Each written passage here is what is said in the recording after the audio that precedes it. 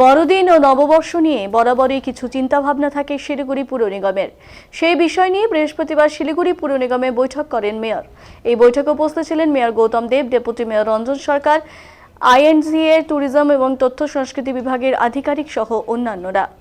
এদিন বৈঠক শেষে গৌতম দেব জানান, যীশু খ্রিস্টের আবির্ভাবের শুভক্ষণ ধরে রাখার জন্য শিলিগুড়ি শহরকে বিভিন্ন আলোর মাধ্যমে আলোকিত করার পরিকল্পনা নেওয়া হয়েছে।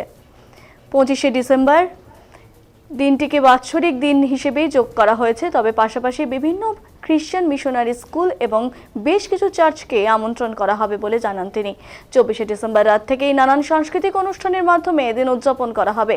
তার পাশাপাশি আর কয়েকদিন পর থেকেই শুরু হবে ইংরেজি নতুন বছর।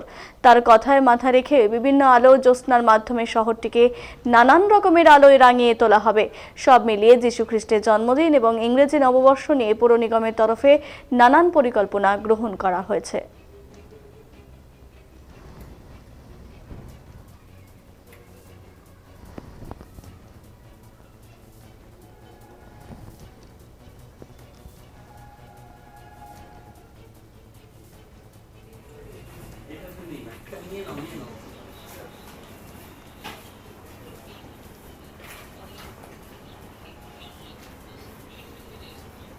মিটিংয়ে একটা সিদ্ধান্ত নিলাম, সাথে ট্যুরিজম ডিপার্টমেন্ট আর তথ্য সংস্কৃতি দপ্তরের আধিকারিকরাও ছিলেন। মূলত পুরসভা প্রোগ্রামটা করবে। আমরা ক্রিসমাস যীশুখ্রিস্টের আবির্ভাবের শুভক্ষণ ধরে রাখার জন্য 24শে ডিসেম্বর আমরা এয়ারভিউ মোড়ে আমরা সুন্দর করে আমাদের প্রোগ্রামটা আমরা করব। শহরটাকে লাইট দিয়ে ইলুমিনেট করে সুন্দর করে প্রত্যেকবারই ট্যুরিজম ডিপার্টমেন্ট সাজায়, এবারও ট্যুরিজম ডিপার্টমেন্ট সাজাবে।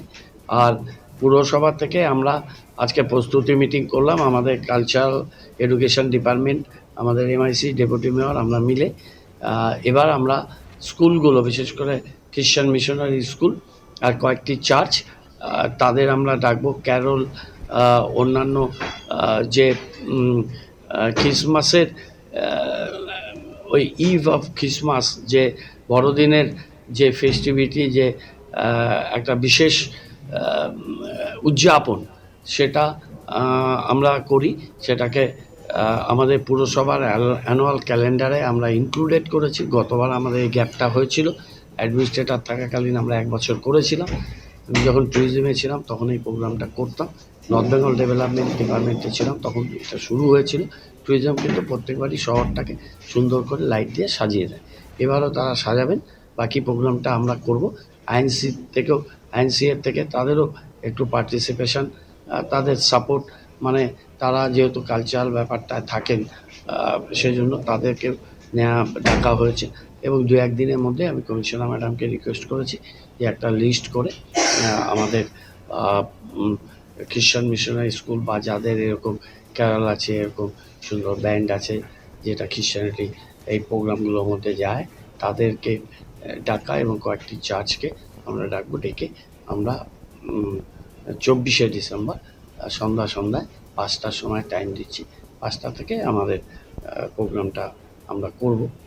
রাত্রেবেলায় একটু তাড়াতাড়ি আমরা শেষ করব, কেননা তারপর সবাই তো চার্চে যাবে, প্রেয়ার করবে, এই প্রোগ্রামগুলো থাকে।